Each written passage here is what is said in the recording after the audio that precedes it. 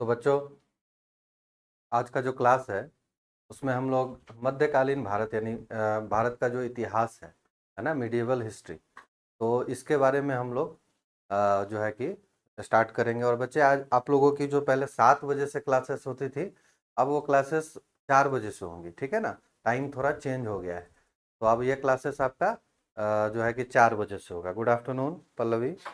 चलिए, तो आज हम लोग बेटे कवर करेंगे मध्यकालीन भारत में, है ना। मध्यकालीन भारत में जब मुस्लिमों का जब आक्रमण शुरू हुआ था, कहाँ से?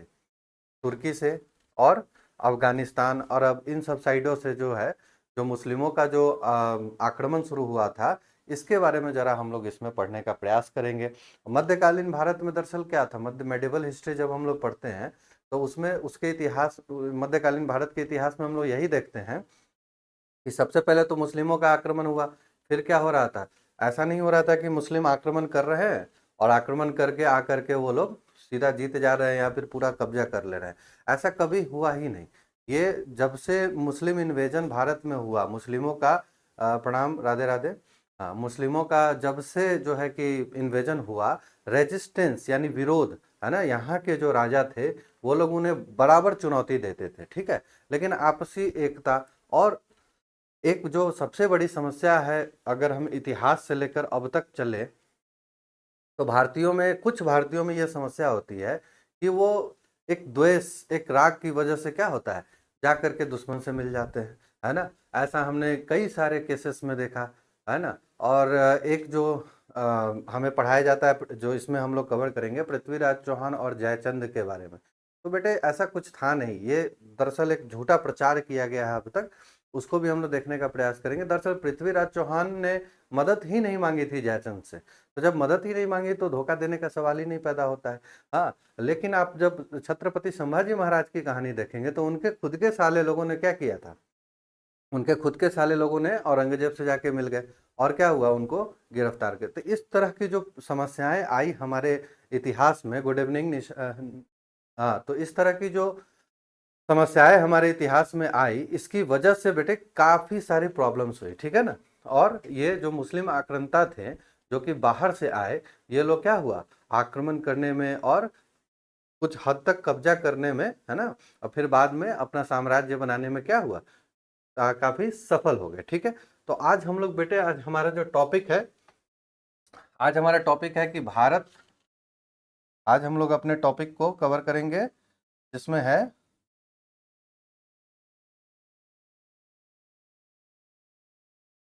कि भारत पर प्रारंभिक मुस्लिम आक्रमण, ठीक है ना।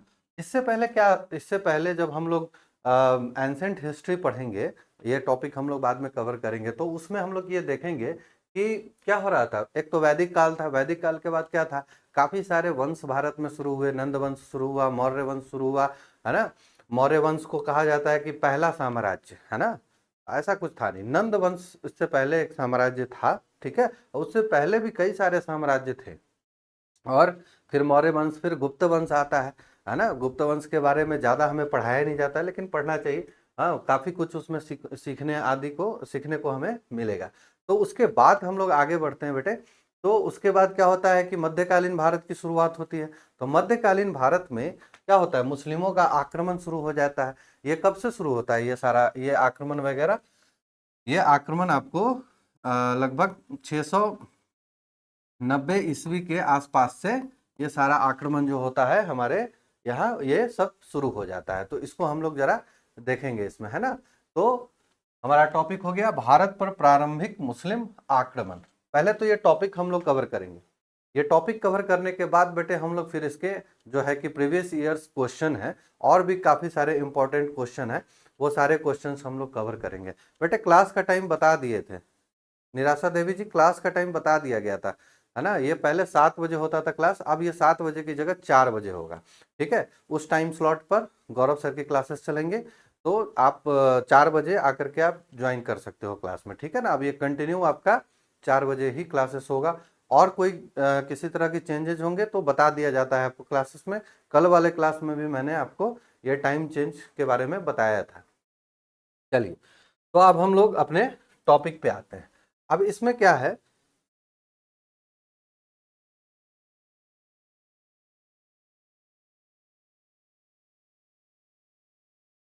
अब जरा यहाँ समझने का प्रयास करते हैं बेटे क्या कह रहा है। भारत पर सबसे पहला भारत पर सबसे पहला मुस्लिम आक्रमण अरबों के द्वारा किया गया था, ठीक है ना, जिसका नेतृत्व मोहम्मद बिन कासिम ने किया था, ठीक है ना। अब यहाँ पे क्या कर रहा है कि जो भारत पे सबसे पहला जो आक्रमण हुआ था वो कहाँ से हुआ था, वो अरब से हुआ था, ठीक है। अरब जो आज सऊदी अरब है, यूएई है, ये सारे जो एक पूरा का पूरा एरिया है जिसको आज मिडिल ईस्ट के नाम से जाना जाता है ना, उसे उसे ही क्या कहते हैं, उसे ही अरब कहते हैं। तो भारत पर सबसे पहला मुस्लिम आक्रमण अरबों के द्वारा किया गया था, जिसका नेतृत्व मोहम्मद बिन कासिम ने किया था, ठीक है ना।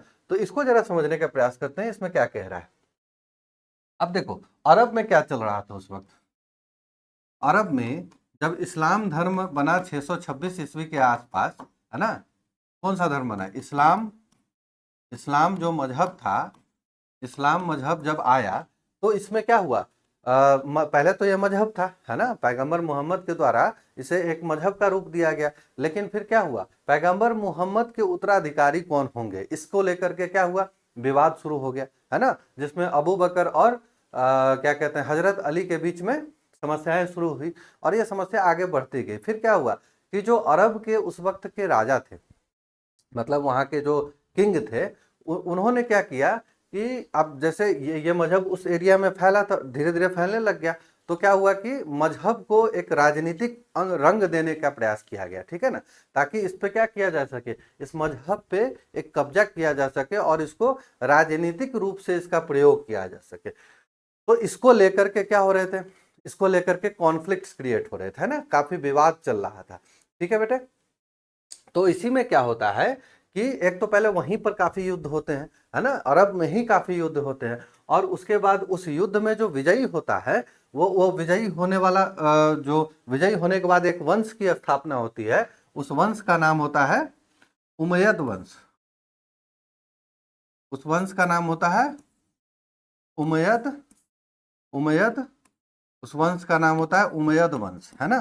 तो ये उमैयद वंश कहाँ होता है, ये वंश होता है आपको बेटे अरब में, है ना, ये वंश की स्थापना होती है। अब जो ये उमैयद वंश होता है ये क्या होता है, अरब से बाहर की तरफ, है ना, ये तो पूरे अरब पे इसका कब्जा हो जाता है ना, और अरब से बाहर की तरफ ये बढ़ने का प्रयास करता है ना, ताकि ये क्या कर सके, अपनी टेरिटरी बढ़ा सके, अपना जो क्षेत्र है, अपने जो राज्य की क्षेत्र है उसको बढ़ा सके, और साथ में क्या हो सके, इस्लाम का भी जो है कि प्रचार कर सके, है ना। तो इस्लाम का प्रचार, है ना, इस्लाम का प्रचार और क्या कहते हैं अपने अपने सत्ता को आगे बढ़ाना, अपने सत्ता की जो सीमा है, अपने राज्य की जो सीमा है उसको क्या करना, एक्सपैंड करना, आगे की तरफ बढ़ाना, ये इनका क्या था, मोटिव था, किनका, उमैयद वंश का, है ना। तो इन्होंने क्या किया, अरब से निकलकर ये सबसे पहले क्या हुआ, वहां का जो इराक का इलाका था, ईरान का इलाका था, उन सब पे पहले कब्जा जमाना शुरू किया। तो जब इराक ईरान पे कब्जा हो गया तो फिर ये लोग अफगानिस्तान की तरफ बढ़े। अफगानिस्तान उस वक्त क्या था, भारत का ही हिस्सा था, यानी कि ये भारत की तरफ बढ़े, है ना। और फिर उस रास्ते से अफगानिस्तान, सिंध, इन रास्तों से क्या हुआ, वहाँ के जो राजा थे, ये सब आगे कवर करेंगे, वहाँ के राजा पे क्या करके आक्रमण करके, है ना। और ये लोग, इन लोगों में एक चीज क्या था कि ये लोग जैसे एक आक्रमण हुआ हार गए, दो हुआ हार गए, तो ये लोग वापस नहीं जाते थे। इनका पर्पस ही, ये लोग पर्पस ड्रिवन थे, इनका पर्पस यही था कि नहीं हमें किसी भी तरह क्या करना है, हमें जो है कब्जा करना ही करना है, इनका पर्पस यही होता था, चाहे उसके लिए कितना भी युद्ध लड़ना पड़े।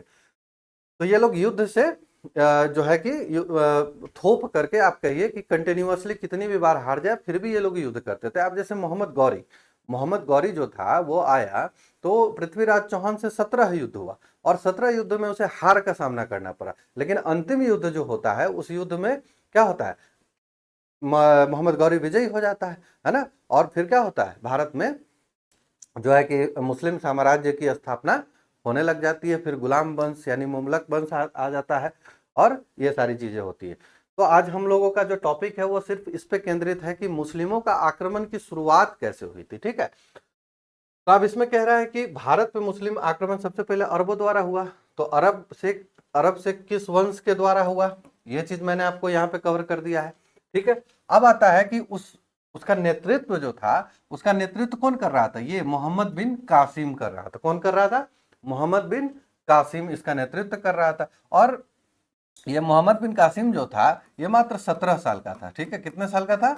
मात्र 17 साल का था। 17 साल की उम्र में ही इसको क्या किया गया था? 17 साल की उम्र में ही इसको 17 साल की उम्र में ही बेटे इसको यहाँ पर भारत में युद्ध लड़ने के लिए सेनापति बनाकर भेज दिया गया था। उसके बाद कह रहा है कि यह आक्रमण 711 ईस्वी में हुआ और इसके परिणाम स्वरूप सिंध पर अरबों का अधिकार स्थापित हुआ, है ना। अब यह आक्रमण की बात जो हो रही है, तो मैंने आपको यहाँ बताया कि ये जो उमैयद वंश है, ये उमैयद वंश है ना, ये उमैयद वंश क्या कर रहा है? अपने नेतृत्व में किसको भेज रहा है? अपना रिप्रेजेंटेशन करने के लिए मोहम्मद बिन कासिम को भेज रहा है। और 1711 ईस्वी में यह आक्रमण किया गया, किस पर? भारत पर। और इसके परिणाम स्वरूप सिंध पर अरबों का अधिकार स्थापित हुआ। यानी कि जो भारत का जो सीमा है वो क्या होता है? सिंधु नदी के आसपास से शुरू होता है। तो जो वहां पे जो सिंध जो एरिया था, तो सबसे पहले मोहम्मद बिन कासिम ने कहां पर अटैक किया? सबसे पहले मोहम्मद बिन कासिम ने सिंध के इस एरिया पे क्या किया? अटैक किया। ठीक, उसके बाद वहां पर भी ऐसा नहीं था कि इसको अटैक करते ही ये जीत गया। वहां पर भी इसको काफी रेजिस्टेंस मिला। काफी वहां के जो राजा थे, राजा दाहिर वो काफी प्रतापी राजा थे, ठीक है ना। और उन्होंने क्या किया था? हसन हुसैन को संरक्षण दिया था, जो हजरत अली के बेटे थे, है ना। तो उनको संरक्षण दिया था। तो इसकी वजह से भी क्या था? एक गुस्से का भाव था इन लोगों में, है ना, कि आपने उसे संरक्षण क्यों दिया। इसीलिए ये लोग सबसे पहले, क्योंकि सिंध पहले आता भी है, तो इन्होंने सिंध पे जो है कि अटैक किया। चलिए, इसके बाद तुर्कों द्वारा भारत पर पहला हमला महमूद गजनवी ने किया। वह केवल धन संपत्ति की प्राप्ति हेतु भारत पर चढ़ाई करता था। अब ये देखिए, यहाँ पे बात हो रही है, ये बात हो रही है अरब लोगों की, ये बात हो रही है अरबों की, है ना। लेकिन यहाँ पे कह रहा है कि इसके बाद तुर्कों द्वारा भारत पर हमला हुआ, यानी अब तुर्क भी आने लग गए, है ना। तुर्की जो आज का देश है, ये पूरा एक तुर्किस्तान का एक एरिया होता था, है ना। मैप आपको अभी अगले स्लाइड में मैप पे हम समझाने का प्रयास करेंगे। तो वो जो पूरा का पूरा एरिया होता था, वो तुर्किस्तान होता था। वहां से ही क्या हुआ था? कई सारे तुर्क आए थे, मुगल वगैरह सब क्या हुआ था? वहीं से आए हुए थे, है ना।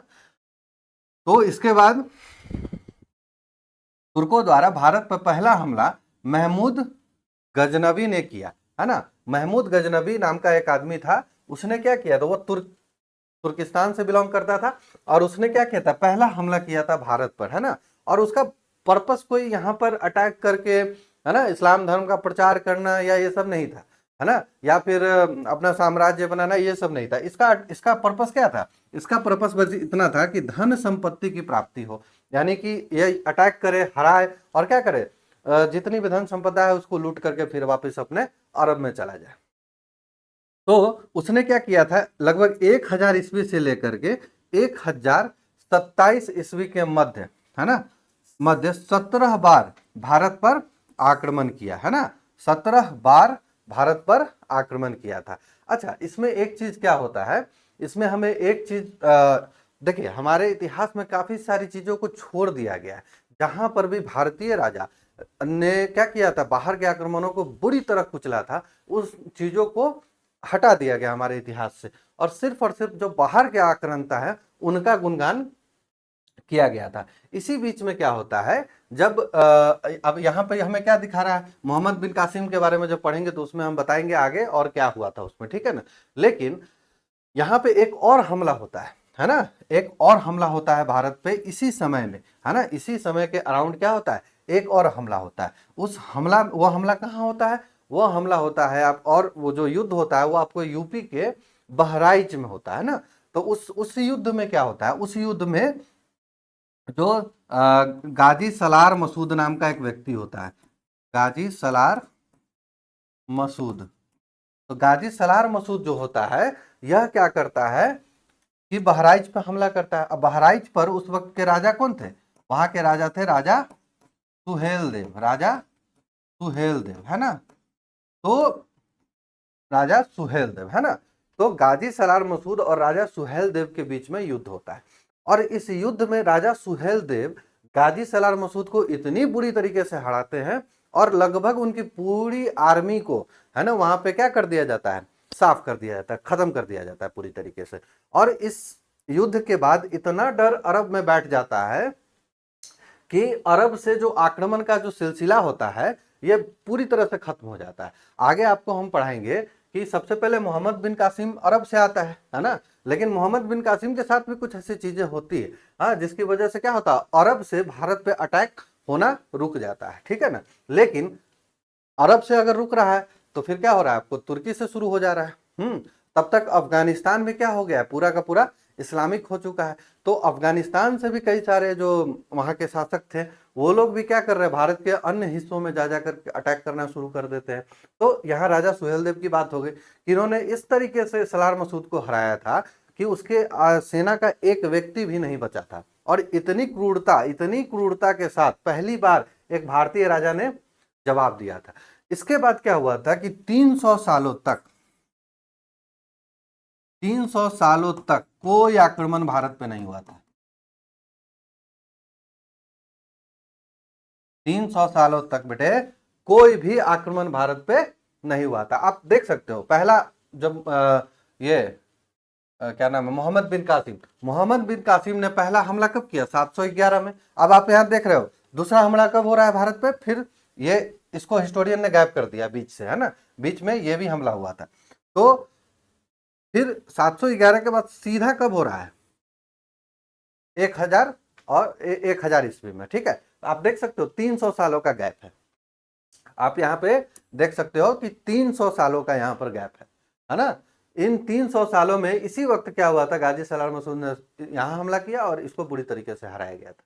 चलिए, तो इसमें कह रहा है कि उसने, यानी कि कौन, महमूद गजनवी ने क्या किया था, 1000 ईस्वी से लेकर के 1000 ईस्वी से लेकर के 1027 तक, है ना, 1000 ईस्वी से लेकर के 1027 तक क्या हुआ, भारत पर 17 बार इसने हमला किया था। कौन, महमूद गजनवी ने क्या किया था, 1000 ईस्वी से लेकर के 1027 ईस्वी तक, है ना, 17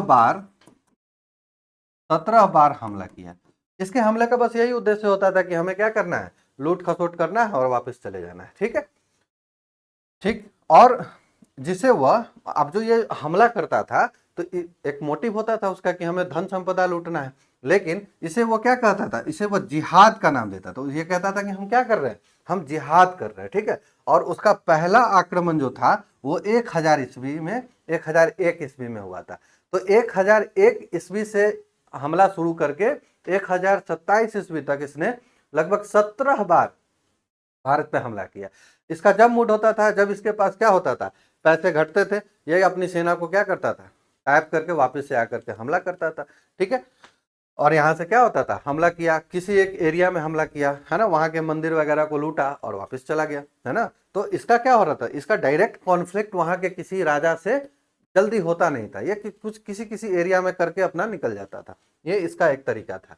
चलिए, तो यहाँ पे हमने मोहम्मद बिन कासिम, है ना, और मोहम्मद गजनबी और सलार मसूद, इन तीनों के अटैक के बारे में, आक्रमण के बारे में पढ़ा।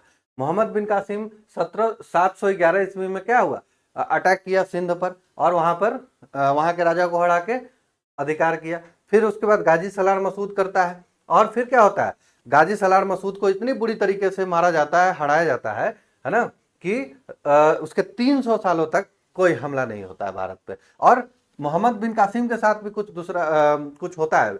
इसके साथ भी क्या होता है, पप्पा रावल जो कि क्या होते हैं, मेवाड़ राजवंश के राजा होते हैं, उन्होंने भी इनके साथ काफी, इनको लगभग भगा ही दिया था भारत से। कुछ इस तरह की कहानी हुई थी, इसको आगे के स्लाइड में हम लोग देखेंगे। तो आपका यहाँ हमने 3 अटैक के बारे में देख लिया, 3 मुस्लिम अटैक, मोहम्मद बिन कासिम, सलार मसूद और महमूद गजनबी के बारे में। अब चलते हैं हमारे नेक्स्ट स्लाइड पे। इसमें अब क्या है हमें देखना है,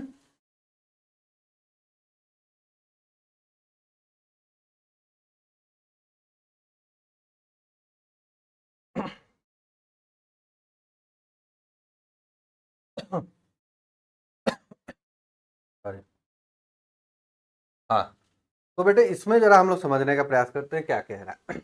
अब इसमें हम लोग थोड़ा मोहम्मद बिन कासिम के बारे में, सॉरी,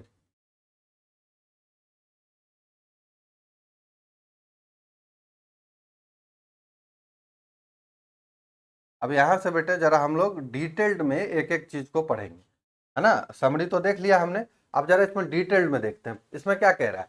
भारत में अरब आक्रमण की शुरुआत, अरब आक्रमण कैसे हुआ, ये सब कैसे हुआ, इसको जरा समझने का प्रयास करते हैं। तो मोहम्मद बिन कासिम नाम का एक व्यक्ति था, है ना।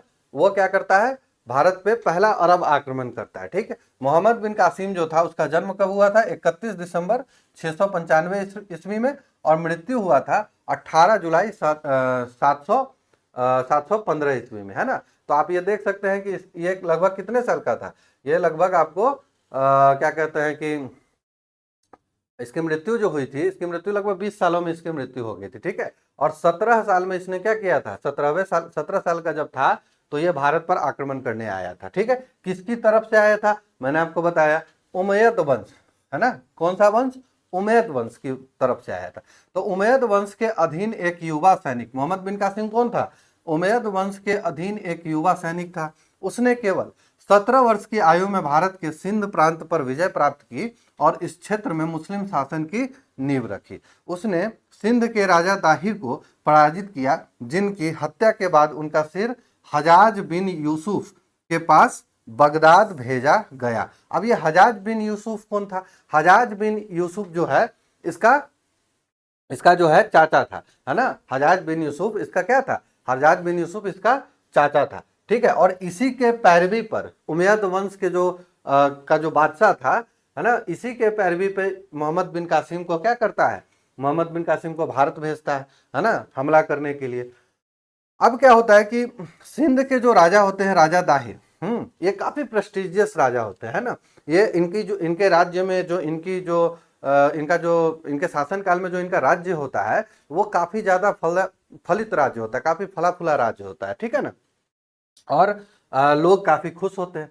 अब क्या होता है कि जब सत्ता का संघर्ष चल रहा था कहाँ पे, अरब में, तो उस वक्त क्या होता है, हसन हुसैन क्या होता है, भाग करके यहाँ शरण लेते कहाँ पर, सिंध में, और राजा दाहिर उनको शरण देते हैं। और इसी की वजह से एक शत्रुता का भाव उन लोग उमैयद वंश और राजा दाहिर के बीच में आ जाता है, ठीक है ना। और फिर मोहम्मद बिन कासिम क्या करता है, राजा दाहिर पर अटैक करके, है ना, फिर सिंध को कब्जा करता है। कितने वर्ष की उम्र में, 17 वर्ष की उम्र में। और इसमें एक और चीज होती है, राजा दाहिर की दो बेटियां होती हैं, है ना। और दोनों राजकुमारी को ये मोहम्मद बिन कासिम क्या करता है, मोहम्मद बिन कासिम गिरफ्तार करके अरब ले जाता है, ठीक है ना। इराक होते हुए अरब ले जाता है, और वही दोनों बेटियां मोहम्मद बिन कासिम के मृत्यु का कारण बनती है। चलिए, ठीक है। पहले क्या होता था, भारत के जो राजा होते थे वो लोग अपनी बेटियों को भी काफी ज्यादा सशक्त करके रखते थे, है ना, ताकि वो किसी भी तरह की सिचुएशन को फेस कर सके। चलिए, उसको भी जरा हम लोग समझने का इसमें प्रयास करेंगे। अब एक और चीज इसमें जरा जान लेते क्या होता है। तो जब राजा ताहिर को हराता है मोहम्मद बिन कासिम, तो इसका मन बढ़ जाता है। अब ये सोचता है कि भारत के किसी भी क्षेत्र पे ये जा करके हमला करके और कब्जा कर सकता है ना। लेकिन ऐसा होता नहीं है, ये फिर से हमला करने आता है, कहां पर, ये हमला करने आता है मेवाड़ राजवंश के पास में। और उस वक्त मेवाड़ राजवंश के जो मेवाड़ के राजा कौन होते हैं, महाराणा प्रताप के जो पूर्वज होते हैं, कौन, बप्पा बप्पा रावल इनका नाम होता है। ये काफी महान और साहसी राजा होते हैं ना, ये काफी ज्यादा महान होते हैं। इवन ये जो मेवाड़ राजवंश की जो इसको आगे बढ़ाने में, इसको पूरी तरह स्थापित करने में इनका सबसे बड़ा रोल होता है बप्पा रावल का, है ना। आज जो पाकिस्तान में एक शहर है रावलपिंडी, वो भी इन्हीं के नाम पर है ना। तो बप्पा रावल क्या होते हैं, काफी उस वक्त काफी ज्यादा शक्तिशाली राजा होते हैं ना मेवाड़ के। तो मोहम्मद बिन कासिम से इनकी हो जाती है भिड़ंत।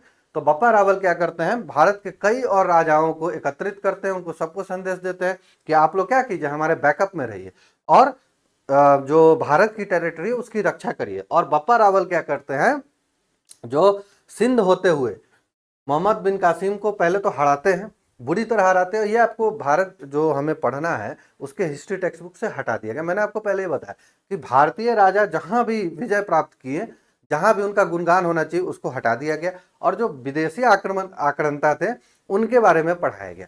अब इसको लेकर के भारत सरकार अभी क्या कर रही है, एनसीईआरटी में काफी सारे बदलाव कर रही है ना। और जो बदलाव क्या है, काफी जरूरी भी है।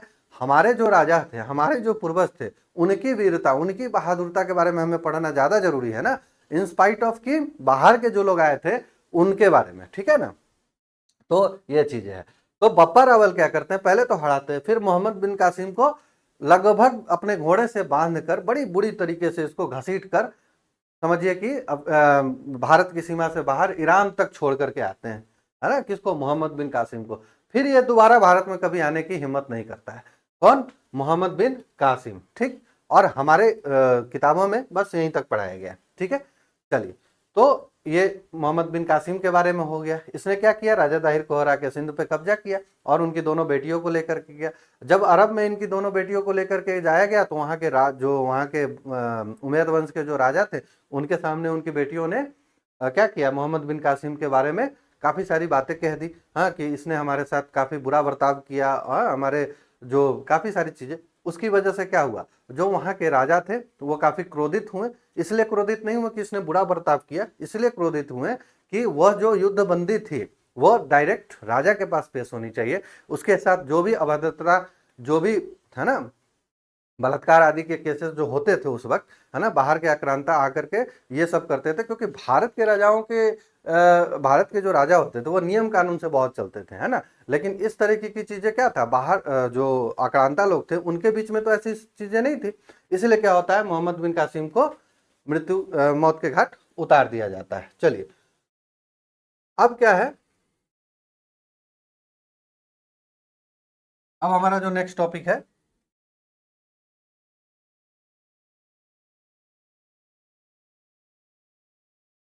हाँ, तो अरोर। अरोर कौन था, अरोर अरोर किस जगह का नाम था, यह सिंध की राजधानी थी, ठीक है ना। अभी मैंने बताया कि मोहम्मद बिन कासिम ने क्या किया, तो सिंध पे हमला करके सिंध को कब्जा किया। तो अरोर कहाँ थी, सिंध की राजधानी थी, उसके कब्जे में आ गई, जिससे वो हिंदू क्षेत्र पर विजय प्राप्त करने वाला पहला मुस्लिम सेनापति बना। कौन, मोहम्मद बिन कासिम, है ना, हिंदू क्षेत्र। तो सिंध जो था क्या था, राजा ताहिर एक हिंदू राजा थे, तो ये क्या था, हिंदू क्षेत्र था। तो उस पर यह कब्जा करने वाला पहला मुस्लिम सेनापति बना, है ना। पहला हमला ही क्या हुआ, मोहम्मद बिन कासिम के द्वारा हुआ।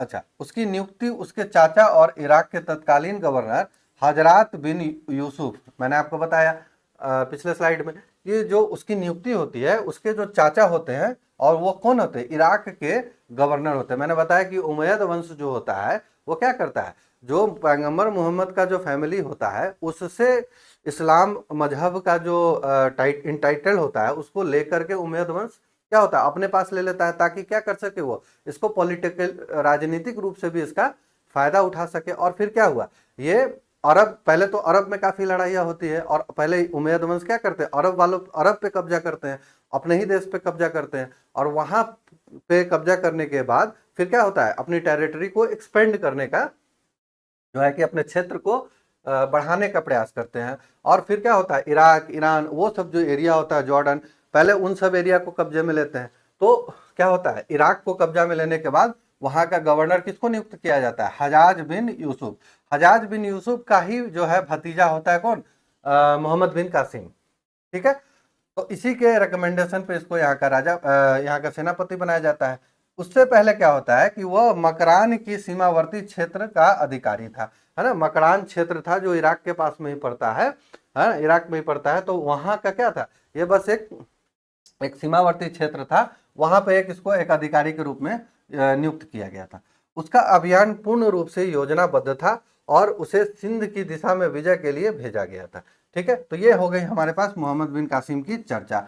तो मोहम्मद बिन कासिम के बारे में आपको पता लग गया, है ना। उसके बाद बप्पा रावल ने उसके साथ क्या किया, ये सारी चीजें भी पता लगी। उसके बाद क्या हुआ, मोहम्मद बिन कासिम के साथ जो स्थिति हुई और गाजी सलार मसूद के साथ जो राजा सुहेल देव ने किया, उसके बाद क्या हुआ, अरब से आक्रमण लगभग खत्म हो गया, है ना। लगभग क्या, न के बराबर आक्रमण हो गया, है ना। क्योंकि अरबों को पता चल गया, अगर सिर्फ सिंध की बात को छोड़ दें, कि यहाँ के जो राजा हैं, हाँ, इनको पराजित करना इतना आसान नहीं है। तो लगभग 300 वर्षों तक कोई भी आक्रमण नहीं हुआ। उसके बाद क्या होता है, महमूद गजनबी सिर्फ लूटने के पर्पज से यहाँ पे क्या करता है, आक्रमण करता है।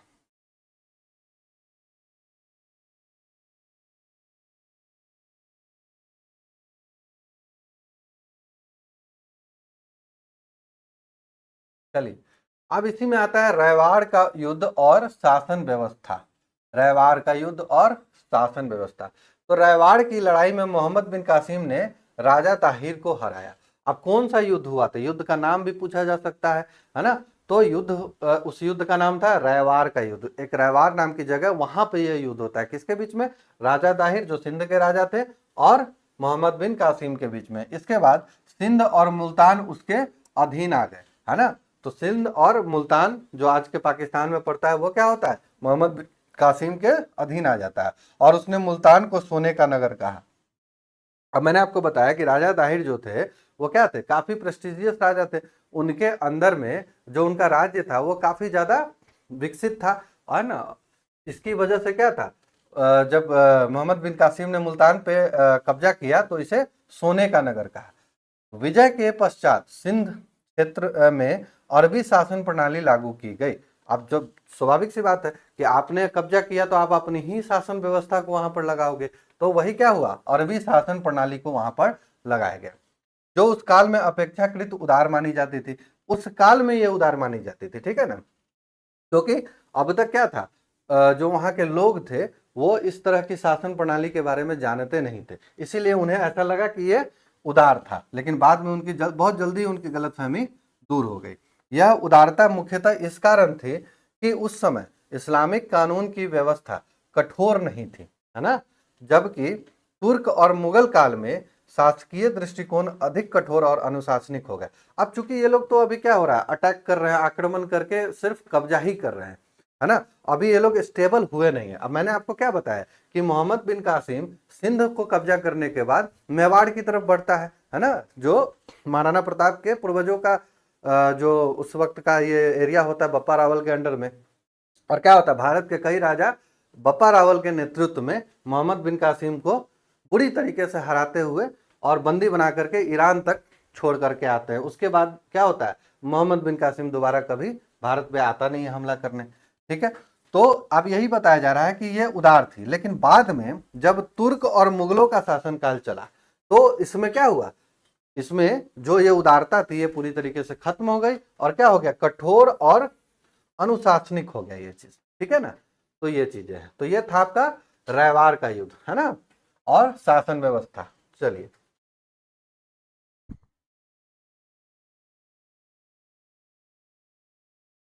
अब इसमें जरा हम लोग मैप के द्वारा भी समझने का प्रयास करेंगे।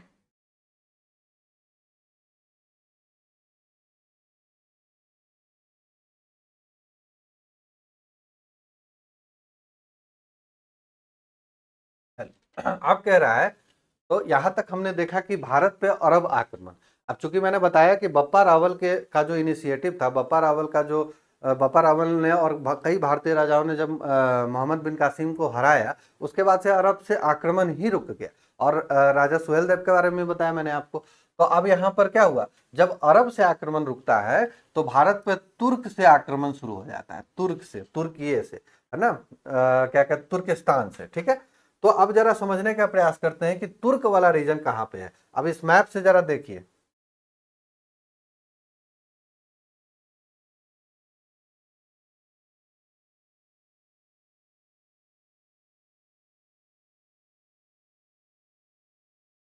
अब ये देखें, ये है हमारा प्यारा भारत, ठीक है।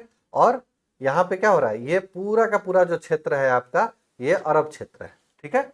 ये पूरा का पूरा जो क्षेत्र है बेटे, ये अरब क्षेत्र है। क्योंकि आज के भारत के नक्शा के हिसाब से बात करें इसलिए हमारा भारत इतना है। लेकिन उस वक्त क्या था, भारत पूरी तरीके से एक्सपेंड था, यहाँ तक था। और फिर क्या होता है, बाद में अलग होने की वजह से पाकिस्तान और अफगानिस्तान जैसे दो देश भारत से अलग हो जाते हैं। तो आप ये देख सकते हैं कि यहां से शुरू होकर के टेरिटरी भारत की जो थी वो यहां तक थी। और ये जो पूरा इलाका था, ये पूरा इलाका क्या था, अरबों का इलाका था, ठीक है। अब क्या होता है, अरब से तो आक्रमण खत्म हो जाता है, लेकिन ये जो रीजन है आपका, ये रीजन जो है पूरा का पूरा, ये जो मिडिल रीजन है, ये आपका क्या है, तुर्किस्तान का रीजन है ना, जिसको कि तुर्किस्तान कहा जाता है ना। तो ये जो पूरा का पूरा, आज कई कंट्रीज हैं इस जगह पर, है ना, ये पूरे एरिया को एथनिसिटी वाइज, है ना, तुर्क कहा जाता है। तो ये जितने भी कंट्री है, यहाँ पे कजाकिस्तान है, तुर्कमेनिस्तान है, हाँ, उसके बाद आपको अजरबैजान है, तुर्की है, आर्मेनिया है, काफ़ी सारे यहाँ पे कंट्री है, ठीक है। तो ये सारे कंट्रीज जो हैं ये क्या है, ये सब तुर्क एथनिसिटी के ही कंट्री है ना, अगर आर्मेनिया को सिर्फ छोड़ दिया जाए तो ये सारे के सारे क्या है, तुर्क एथनिसिटी के कंट्री हैं। तो यहीं से क्या होता है, यहीं से आपके मुगल लोग भी आते हैं, यहीं से मुगल लोग भी आते हैं, और फिर क्या होता है, यहीं से आपके अन्य जो आक्रांता होते हैं, है ना, जैसे कि दिल्ली सल्तनत को बनाने वाले आक्रांता ये गुलाम वंश के मोहम्मद गौरी हो गया, या फिर आपको है ना कुतुबुद्दीन ऐबक हो गया, उसके बाद मोहम्मद बिन तुगलक हो गया, ये सारे के सारे जो थे वो आपको इस एरिया से, है ना, तुर्क, मुगल भी तुर्क ही थे, ठीक है। तो ये सब के सब इस एरिया से आपको भारत पे आते थे, ये तुर्क था। और यहां से क्या हुआ, यहां से आपका आक्रमण शुरू होता है भारत पे, ठीक है ना, यहां से आपका भारत पे आक्रमण शुरू होता है। तो अब यहां कह रहा है कि मोहम्मद गजनबी जो था, मोहम्मद गजनबी,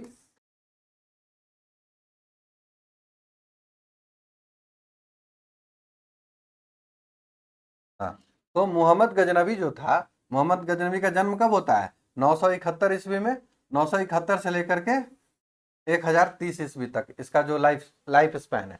तो मोहम्मद गजनबी क्या होता है, अरब आक्रमण के पश्चात 11वीं शताब्दी में तुर्कों ने भारत में प्रवेश किया। भारत में मुस्लिम शासन की अस्थायी स्थापना का श्रेय इन्हीं को जाता है, ठीक है।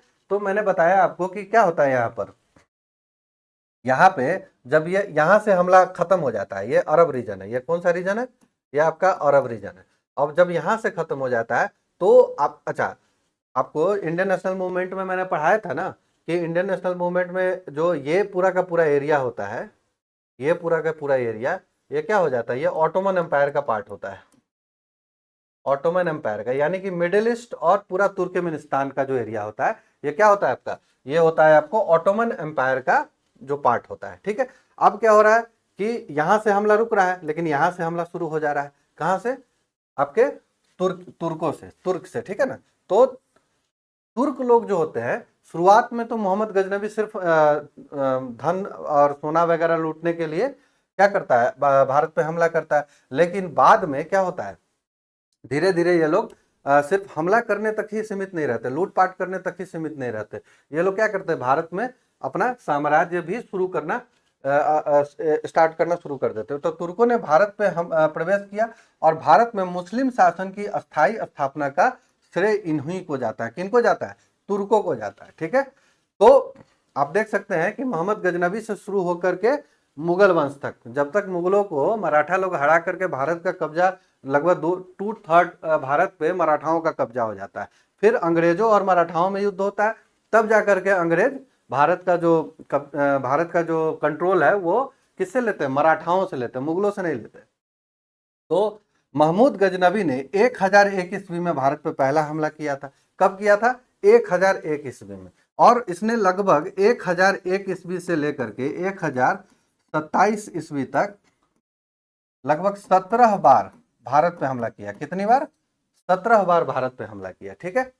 उसने हिंदू शाही वंश के शासक जयपाल, नगकोट के आनंदपाल और मथुरा, कन्नौज व ग्वालियर के शासकों को पराजित किया, और अपार धन संपत्ति लूटकर गजनी लौट गया, ठीक है। मैंने आपको बताया कि इसका पर्पस क्या था, महमूद गजनबी का पर्पस था कि सिर्फ लूट खसोट करना है, ठीक है ना। 1025 ईस्वी में महमूद ने काठियावाड़ के समुद्र तटीय क्षेत्र में स्थित सोमनाथ मंदिर पर भीषण आक्रमण किया। ये काफी प्रसिद्ध है, सोमनाथ पर जो महमूद गजनबी का जो हमला होता है, इसने कई बार सोमनाथ को तोड़ने का प्रयास किया था, ठीक है ना, कई बार ये अटैक करता था, और यहाँ के जो राजा होते थे वापस मंदिर को बनाते थे, ये वापस आकर के अटैक करता था, ठीक। तो सवाल आता है कि सर ये मंदिर पे क्यों अटैक कर रहा था, है ना। और हमने इतना पढ़ा है कि जब भी बाहर के आक्रांता आते थे, ये बाहर के आक्रांता क्या करते थे, सिर्फ मंदिरों पर ही अटैक करते थे, मोस्टली मंदिरों पर अटैक होता था। इसका कारण क्या था, क्योंकि मंदिरों में क्या होता था, काफी जो है कि चढ़ावा हो या फिर काफी जो अन्य अन्य रस्म होते हैं उनके द्वारा वहां पे काफी सोना चांदी इन सब का क्या होता था, भरमार होता था। तो इसी को ये लोग लूट करके क्या होते थे, वापस लौट जाते थे। तो ये क्लियर हो गया आपका कि अरब आक्रमण के बारे में मोहम्मद बिन कासिम बप्पा रावल के द्वारा जो उसको पराजित किया जाता है। उसके बाद अरब आक्रमण रुकता है, फिर तुर्क आक्रमण शुरू होता है, और तुर्क में सबसे पहला कौन होता है? मोहम्मद गजनवी होता है। ठीक है, ये कब से कब तक हमला करता है भारत पर? तो 1001 ईस्वी से लेकर के 1027 तक। कितनी बार करता है? 17 बार करता है। ठीक, और इसी ने क्या किया था? प्रसिद्ध सोमनाथ मंदिर को भी इसने लूटा था। कब? 1025 ईस्वी में। ठीक है, तो ये आपका मोहम्मद गजनवी के बारे में था।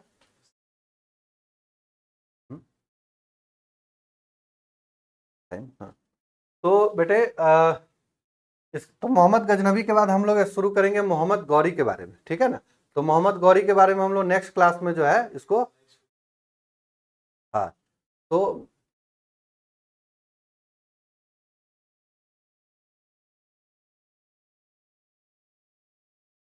हाँ,